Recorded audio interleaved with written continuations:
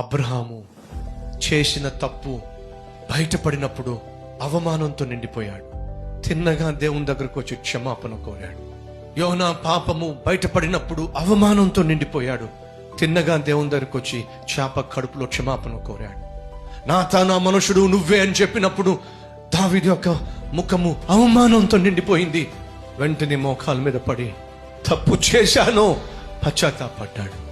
యేసు ఎవరో నాకు తెలియదు ముమ్మారు బొంకినప్పుడు, కోడి కూసినప్పుడు, యేసు చూసినప్పుడు పేతురు పశ్చాత్తాపడ్డాడు. అవమానంతో నిండిపోయిన పేతురు పశ్చాత్తాపడ్డాడు. ఏం జరిగింది? పశ్చాత్తాపడిన పేతురుని దేవుడు కనికరించి మరలా వాడుకున్నాడు.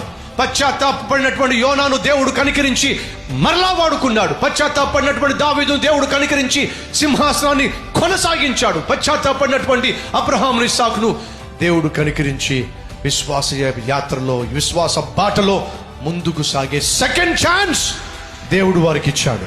పశ్చాత్తాపడే వారికి సెకండ్ ఛాన్స్ దేవుడు ఇవ్వాలని ఆశపడు.